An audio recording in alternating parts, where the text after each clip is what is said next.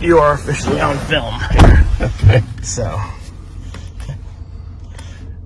all right. So, we ready to roll? Sure are. Got a seatbelt on? I do not have my seatbelt on. Heard cops give people tickets for those kinds of things. Heard a rumor one time. Yeah, I've gotten a ticket for that. Let me hold that for you. Yeah. Oh, she's calling my number. 2, go ahead. You good?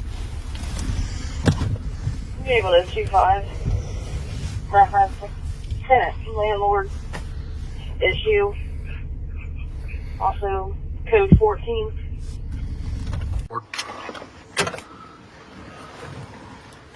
You're clear. 1100. All right. So, here with who? Sergeant Matthew Hafey. And what are you doing? Oh, winding down the clock until I retire this coming Friday. So tell me about your, let's see here. Let's talk about your history here at Circleville. I mean, you've been here 16 years? 16 and a half years. I started May 25th of 2003 as a dispatcher and a jailer. In fact, when we had our jail open. And I had wanted to get into law enforcement, so I took civil service test and got hired as a dispatcher. And while I was a dispatcher, I went to the police academy down at OU in Chillicothe and got my certification as a peace officer. They appointed me as a reserve police officer for a term about 6 months. So I got my swore in on November 4th of 2004, but didn't become a full-time officer until I think it was May 6th of 2005. Gotcha. So why'd you want to become a police officer? Well, I was volunteering as a reserve officer over in a little town in Indiana that I lived in, because actually a buddy of mine that I've known since we were 5 was a police officer here in Circleville, and he told me it was the best thing in the world. So I decided to become a reserve police officer over there, and I was working the Riley Days, which is sort of that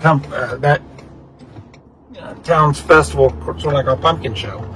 And I was working at an intersection. I was stopping traffic for a dad and his little boy to walk across the street, and he looked up at me and smiled and says, "Hi, Mr. Police Officer." And at that point, I knew what I wanted to do. Shortly after that, I was moving back here to Ohio and going to be starting a new job. So my sister told me about the position open for a dispatcher. So I'll at least get my foot in the door, and here I am today. But you're locally from here, right? Right. I grew up, graduated of Hafeys High School in 1992. With the exception of 3 years I lived in Indiana in my Navy time. I've lived here almost the entire time. A little bit of time I lived in Franklin County, but not very long. But I love Pickaway County. I like it. It's close enough to the big cities where we can, go to the big city things, but it's a nice small community here in Pickaway County that it's rural, it's quiet. You know people. You walk down the road and you wave and you recognize people. My daughters think I know everybody in town because every time we go somewhere, I always run into somebody I know. And so, some interesting information I've read up on you. Tell me about what you did in Washington, D.C. for the Navy. Well, while I was in boot camp, I got picked up for Navy presidential support, and my mom called it the Hollywood Navy. And what I did is, for 2 years, we did all the funerals at Arlington Cemetery, White House arrivals, foreign dignitaries, heads of state would come and go to the White House, go to the Pentagon, different ceremonies and whatnot. If you've ever seen the movie Clear and Present Danger, when they buried James Earl Jones, that was actually my unit that they used in that in the movie. And what was interesting is I know most of the people on there because they filmed it right before, actually when I was in boot camp, right before I reported. So after the movie came out, we all went down to the movie theater and watched it and got to see people we know up there on TV on the screen. Huh, that's neat. Yeah. So, what do you love about what you do? What's not to love? I think when I'm able to make a positive influence or positive difference in somebody's life, and because most of the time when people talk to police officers, they're at an extremely low or the worst point in their life, and if I can do something to make their situation better, if at all possible, that's what I love doing. Is there a specific incident that you remember that was such a big deal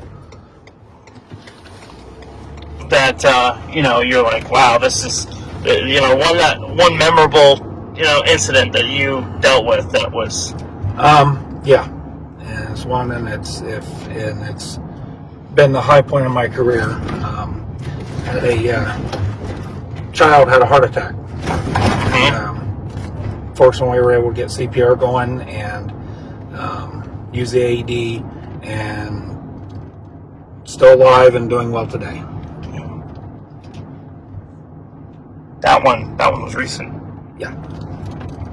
So yeah, it's like I said, if everything that I've done in my entire career, that's been the high point of it right there. Absolutely.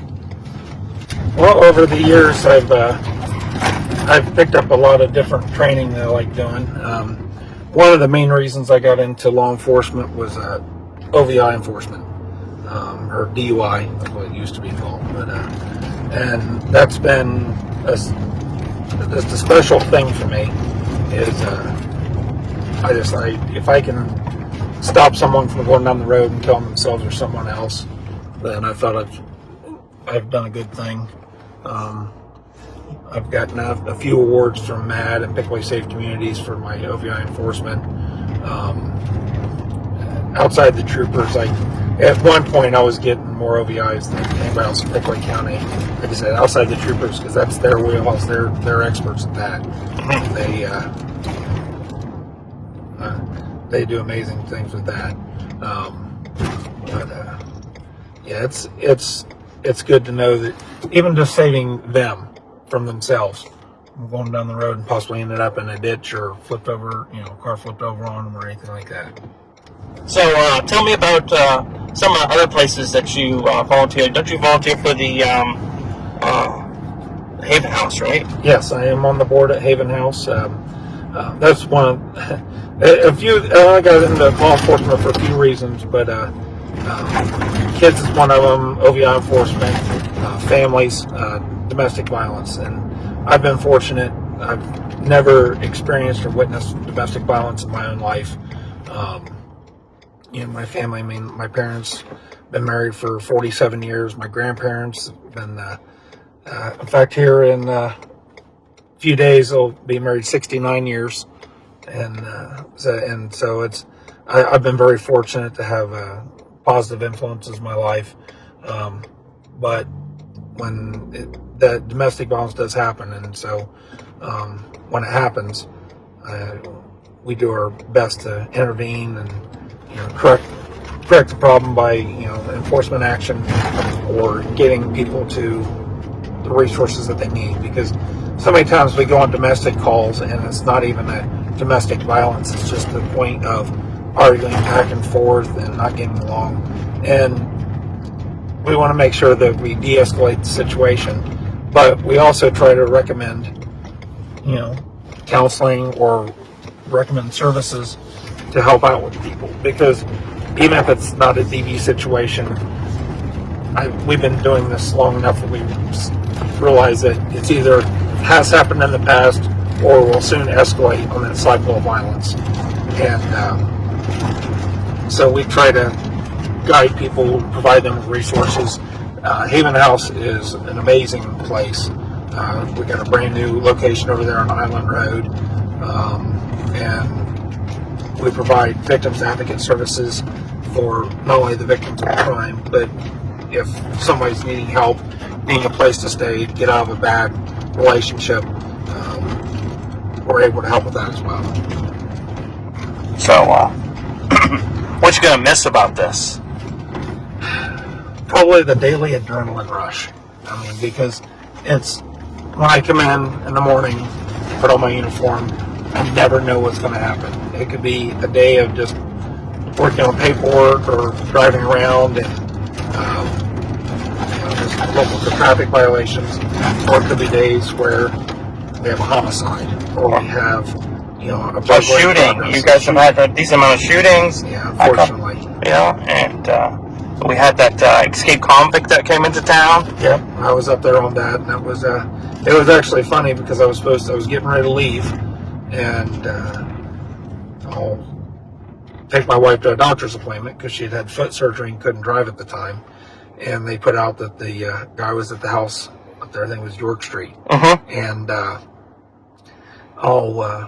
wife had not heard from me because I called her on the way home, and she hadn't heard from me, and she looked on the Life 360 because we have it for us and the kids, and saw me on York Street, and she says, "I wonder what's on York Street."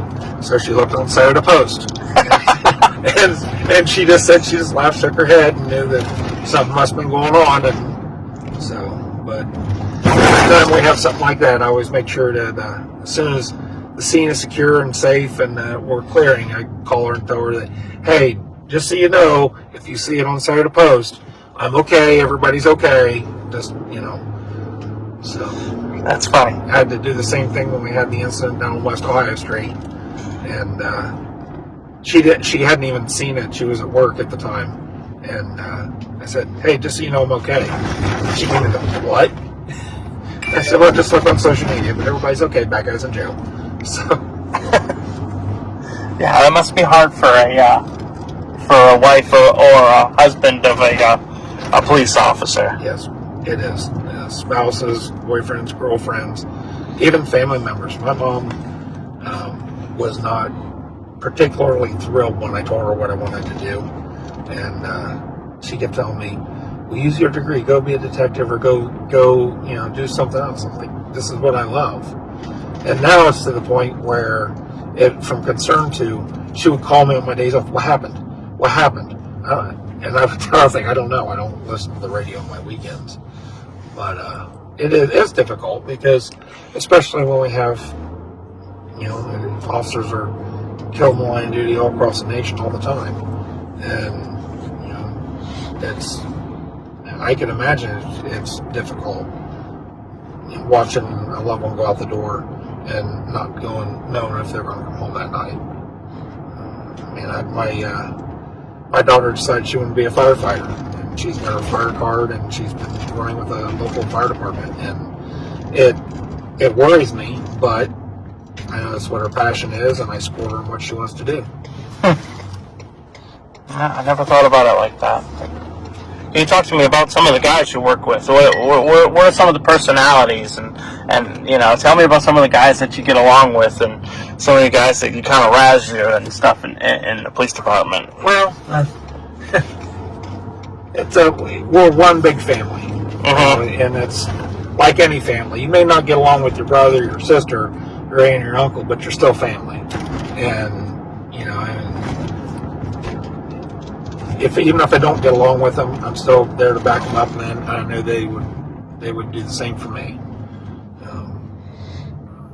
So it's now I get probably the most grief about. It's been probably 10, 11 years ago. There was right behind the police department, it's the Presbyterian Church. They had just redone all their sidewalks and all their ramps back there, and they had requested that we keep the skateboarders off of it. And so I just leaving the station, going down the alley, and I see them there, and I just stopped out, talked to them, and just asked them, says, "Hey, the church doesn't want you to skateboard on their property, and you're also not allowed to skateboard downtown because it's a violation of one of our city ordinances." And so they said, "Okay." And so all of them picked up their gear, and except for one of them, the guy dropped his board and started skating away. And I said, "Excuse me, did you not hear what I just said?"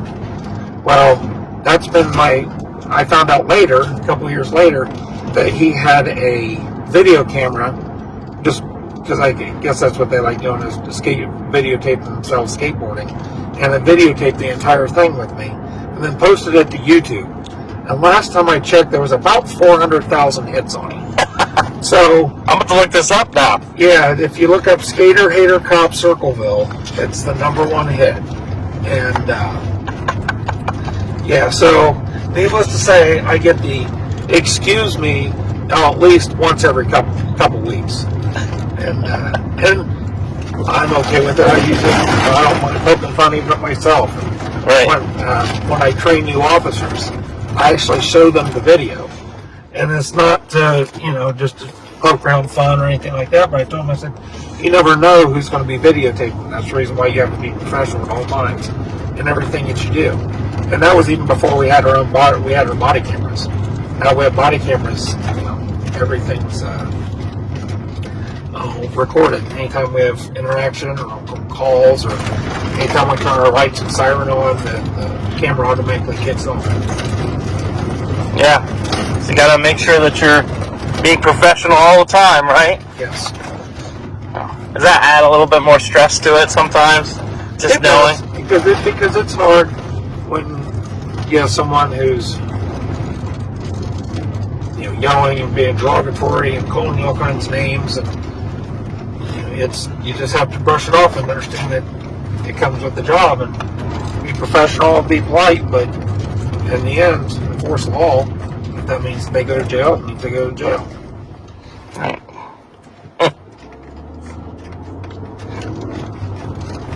And you still love this job, even though you have to deal with all that. Yeah, it's one of the greatest jobs in the world. It's bad. I always tell people, bad hours, get treated horrible, not the best pay, but I wouldn't trade it for anything in the world. When do you think it'll hit you?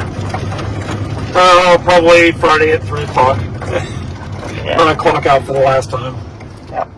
I'm still going to keep my reserve commission, and so I can still come out and work ball games or come in and help out and do whatnot. I do a few things around the department, specialty skills kind of thing, either with being an instructor, or I program the radios, and some other things that I do. And so I'm not going to totally give it up, but I think my stress level's gone down a little bit because I'm not going to be doing it every day. Sure. I'm on the board at Foundations for Youth, Mm-hmm. and I really enjoy that. We actually started Foundations for Youth out of a grant we didn't get from the Attorney General's office. We had applied for a grant under with the Angel program.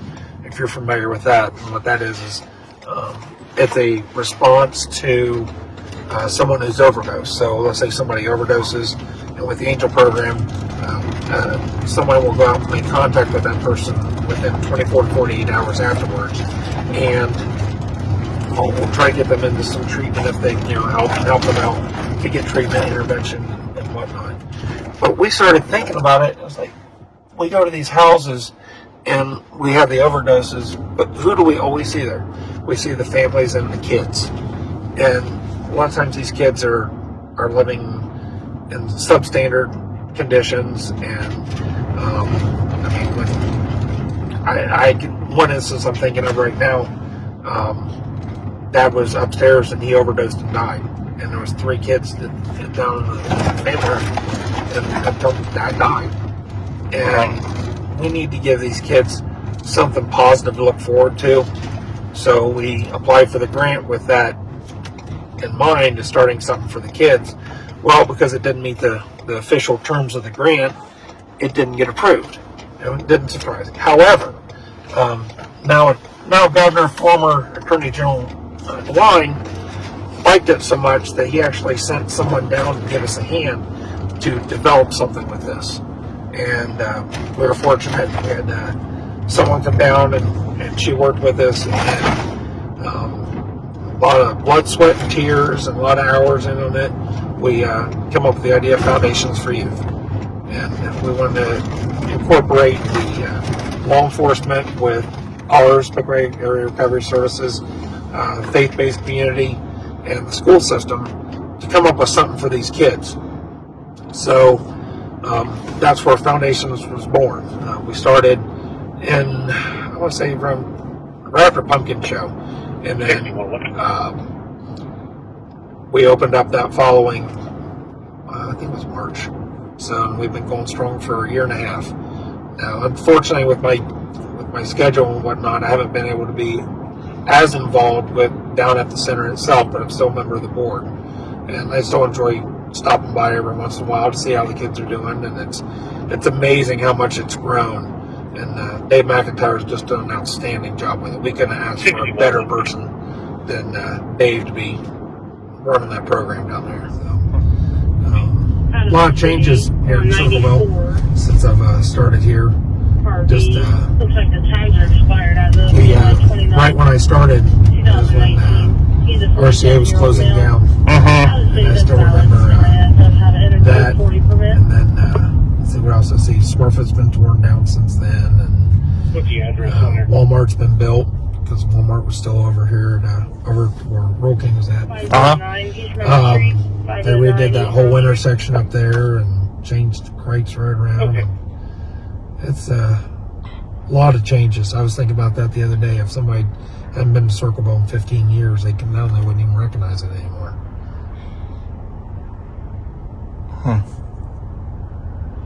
But there's been a lot of good growth too. We've got the new hotel coming in and all the new stores. Even though Walmart's outside the city, all them being the anchor store, we got the other stores growing up, and we do have some building in the city now, which is nice, and it'll be a good growth for the city and for the county.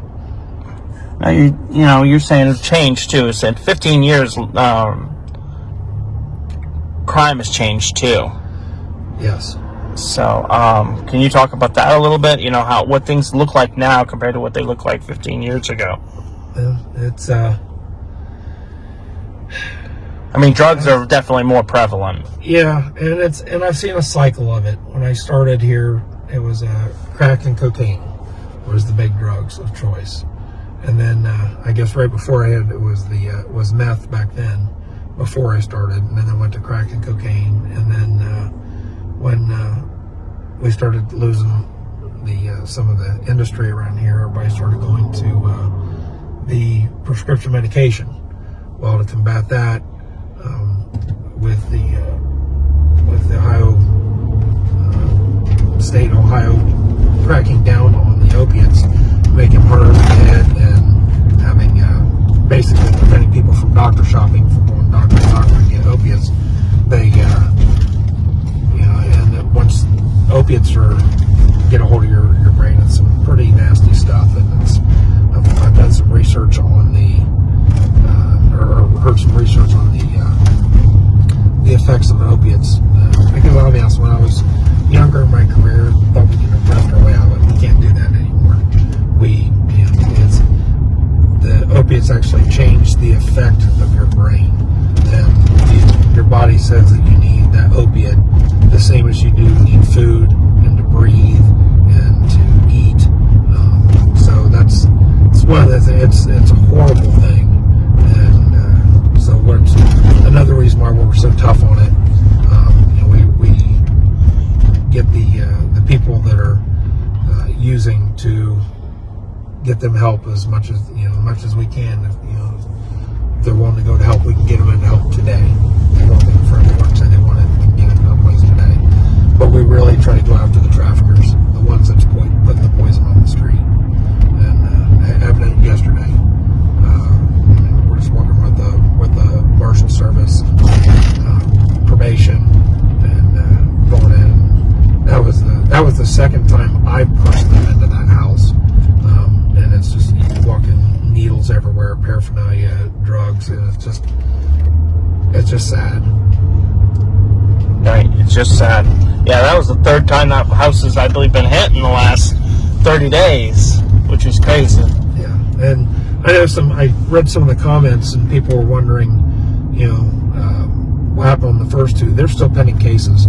The case that I have on it doesn't go until December, but it might it might expedite now that the homeowner's been locked back up on new additional charges. So we'll just have to wait and see on that. Right.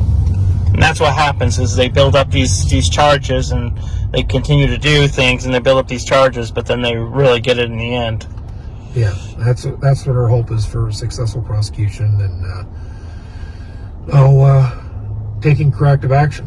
You know, and if these people that are using narcotics themselves, then I'll get them help, but they need to stop providing a place for people to come in and use narcotics in their home or sell narcotics out of their home. And we're going to keep coming after them until they either end up in prison for a very long time or they learn and stop doing it in our city.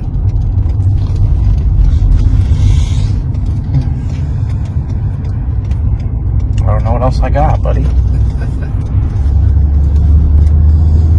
I'll miss you, man. I know that. We still have some more room in the back. Come on in. How are you? Looking so much better. How are you today? Your hands are cold. I just pushed the car all the way. Yeah.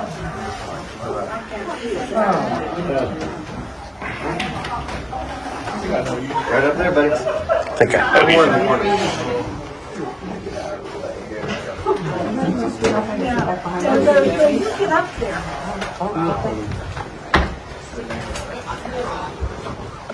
I'm not in your way here, am I? Cindy, I'm admitting this. You're more important to him now than I am. Oh, what? You are. It's the first time.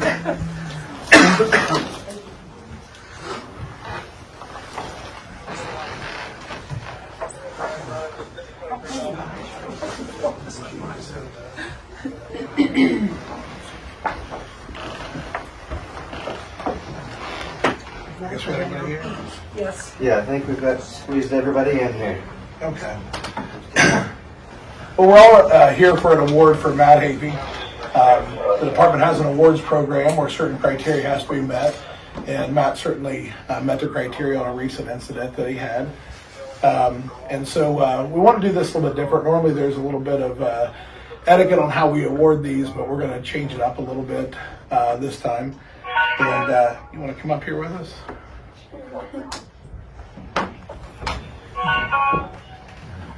So this young lady's the reason we're here, and I'm going to have you award that to Matt. It's a life-saving award. I'll read this.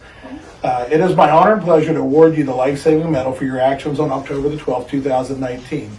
Your quick response and action saved the life of a juvenile attending a school function at the Circleville High School.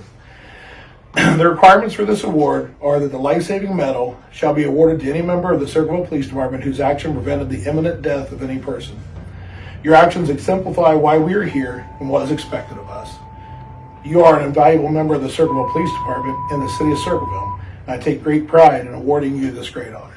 So if you want to give it to Matt. Yep, you can open it up.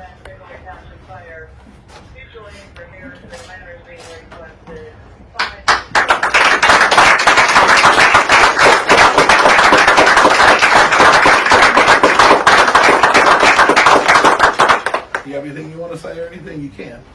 Or you don't have to. Just very thankful for you.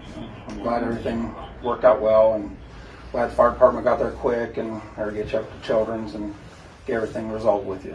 So happy to see you here today. So I'm fortunate to stay in contact with your parents, and they've been keeping me updated on your progress, and it's really just the highlight of my day. So you can ask my wife. I always, every time I hear from your mom, and say that, oh, here she's doing well, and so I'm really happy you're here. Thank you.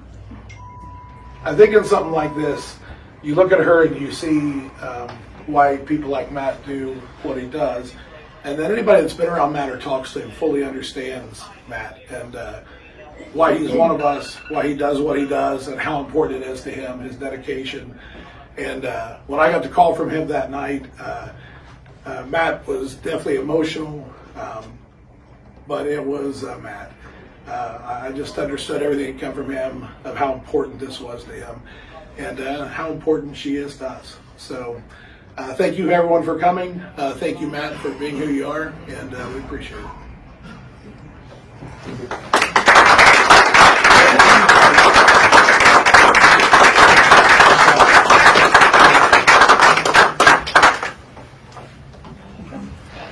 Thank you very much for being here. Thank you very much. Nice to meet you. Congratulations. Bye. I'm gonna get some pictures. I'm gonna get some pictures with your family, friends, everybody up here. We'll let the professionals kind of decide how to make that happen. Okay?